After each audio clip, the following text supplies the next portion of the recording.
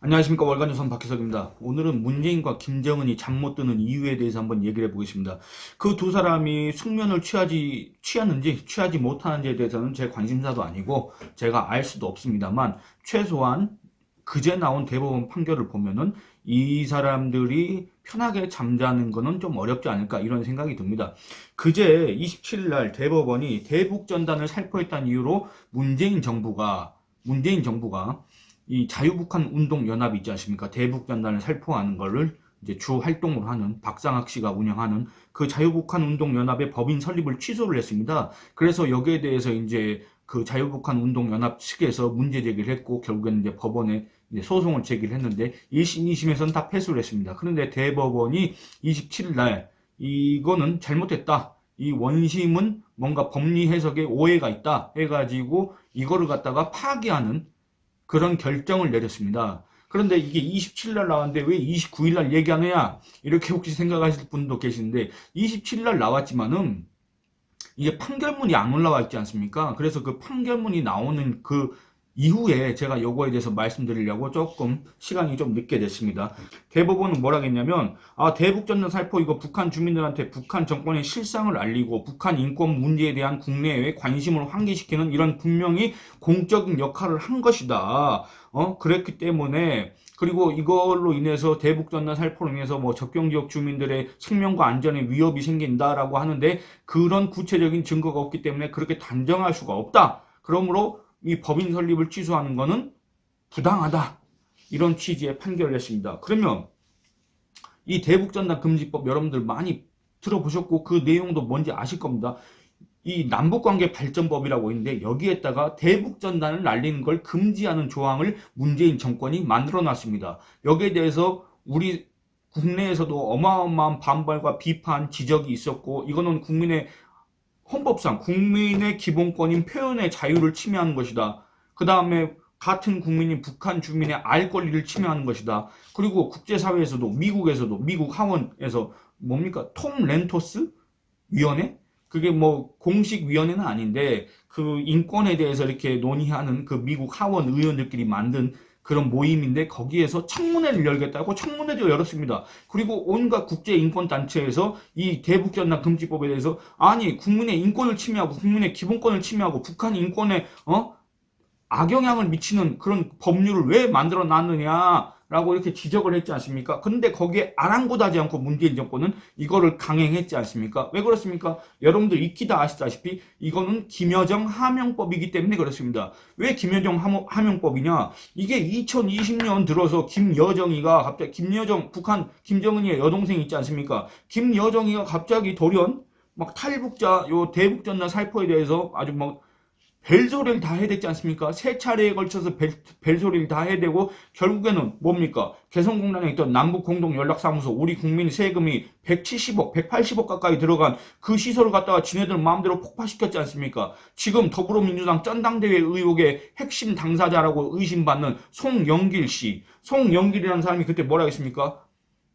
아니 그 포로 안 쏜 게 어디냐, 뭐 이런 취지로 얘기를 했지 않습니까? 이런 정신 상태를 가진 사람들이 모였던 더불어민주당 정권, 문재인 정권에서 김여정 하명법을 강행했고, 국제사회에서 우리 국민들의 기본권을 침해할 소지가 있다, 북한 주민들의 알 권리를 침해할 소지가 있다고 하는데도 전혀 그 소리를, 그 지적을, 그 비판을 외면한 채 강행했지 않습니까? 여기에 대해서 만족할 사람이 누가 있습니까? 김정은이, 김여정, 뭐 이런 애들밖에 없지 않습니까? 대체 이게 누구를 위한 법인가? 대한민국의 법률이라고 한다면 대한민국 국민들을 위해서 만들어야 되는 건데, 그리고 그 법률은 헌법에 부합해야 되는 건데, 헌법상에 나와 있는 우리 국민의 기본권을 침해하고 우리 국민의 자유를 침해하고 우리 국민들의 이익에는 전혀 부합하지 않는 북한 독재정권의 수괴인 김정은이와 그 여동생인 김여정과 그들을 따르는 졸개들, 그 수하들, 그들의 이익에 부합하는 법률을 대체 왜 만들었을까? 여기에 대해서 의문이 들 수밖에 없지 않습니까? 지금 문재인 전 대통령 경남 양산에서 책방을 열고 책방 주인 노릇을 하고 있는 것 같은데, 대체 물어보고 싶습니다. 대체 이건 누구를 위한 법이냐? 그리고 이 대북전단을 날렸다는 이유로 민법에 그런 게 있습니다. 공익을 해했을 때는 뭐 법인 설립을 취소할 수 있다. 이걸 근거로 해서 자유북한 운동연합의 법인 설립 허가를 취소를 했는데, 거기에서 말하는 공익이라는 거는 당연히 뭡니까? 우리 국민, 우리 사회의 공적인 이익을 뜻하는 거 아니겠습니까? 그런데 우리 국민의 기본권을 침해하는 그 법률 조항이 대체 공익하고 부합하는 겁니까? 그 공익이란 게 대체 뭡니까? 그 당시에 문재인 정권이 얘기했던 공익이란 게 대체 뭡니까? 정말 우리 국민의 공익입니까? 그렇지 않다고 저는 생각합니다. 그거는 분명히 김정은이와 그 북한 독재 정권의 하수인들의 이익, 사익, 요거에 충실히 부합하는 법률 조항이 아니었느냐 이런 생각을 할 수밖에 없는데 제가 이런 취지에서 말을 길게 했는데 대법원 판결 그 요지를 여러분들하고 같이 얘기를 해보려고 합니다. 한번 살펴보도록 하겠습니다. 대법원은 일단 이 사실관계에 대해서 이렇게 얘기를 합니다. 그러니까 여기서 지금 제가 뒤에 얘기할 원고는 자유북한운동연합이고 피고는 문재인 정권 당시의 통일부를 얘기합니다. 원고는 2020년 4월 30일, 5월 31일, 6월 22일 접경지역에서 북한의 지도부나 체제를 비판하는 내용을 담은 대북 전단지 50만 장 등을 대형 풍선 여러 개의 실어 북한 방향 상공으로 살포하였다. 이 사건의 전단 살포 행위라고 한다. 이렇게 규정을 하고 있습니다.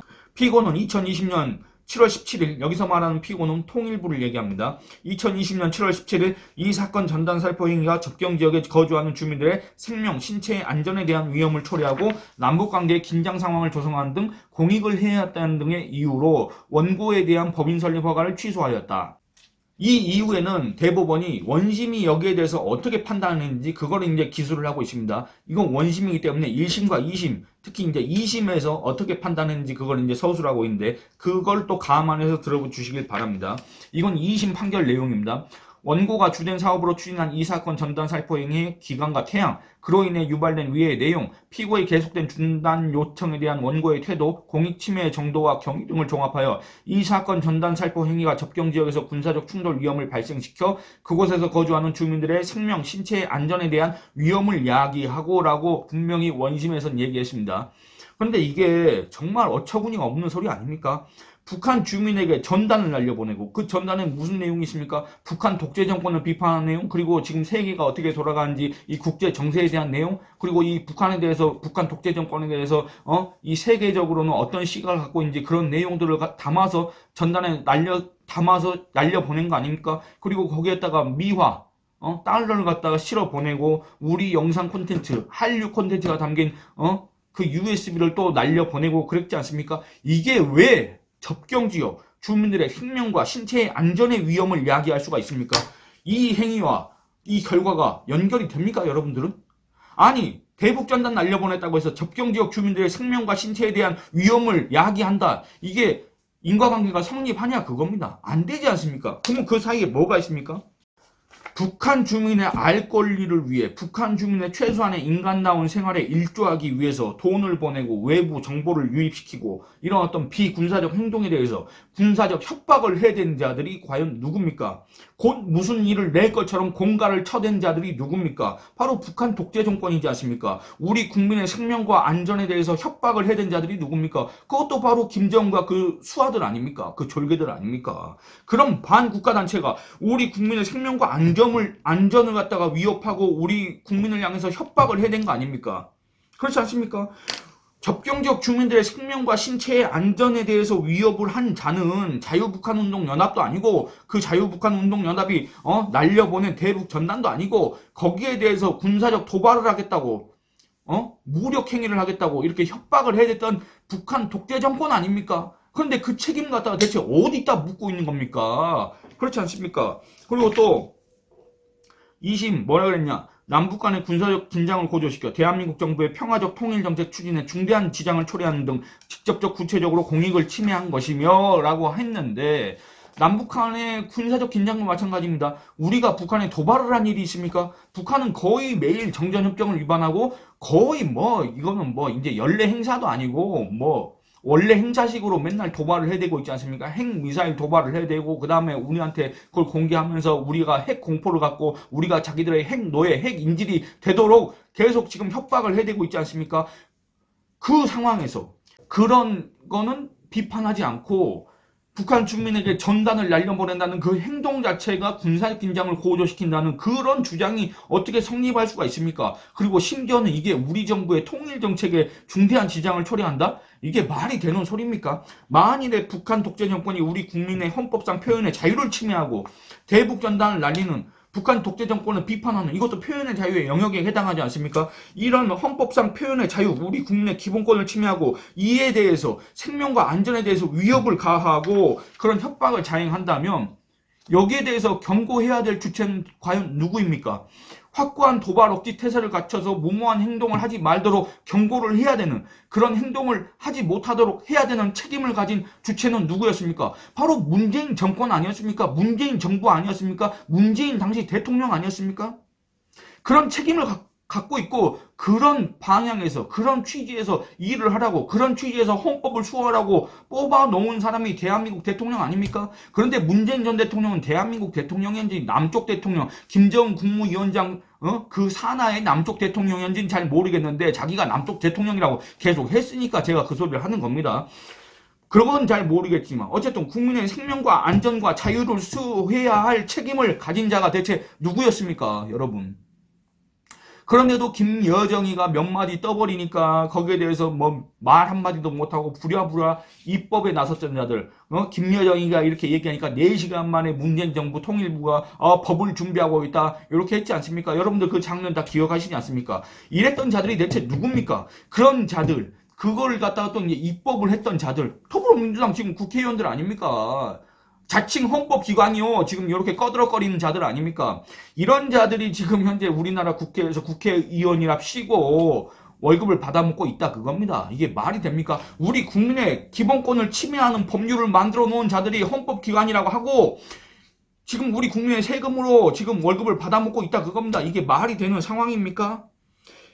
어떻게 이런 걸 용납할 수가 있습니까? 그런 김여정에게 온갖 수모를 다 당하면서도 한마디 반항도 못하고 김여정 하명법을 추진한 문재인 정권, 그 정부의 수장인 문재인 전 대통령은 대체 뭐 하던 사람들입니까? 지금 문재인 대통령한테 이거에 대해서도 책임을 물어야 되는 거 아닙니까? 그러면 대법원은 요거에 대해서 또 어떻게 판단했냐? 그거에 대해서 간략하게 이제 살펴보도록 하겠습니다.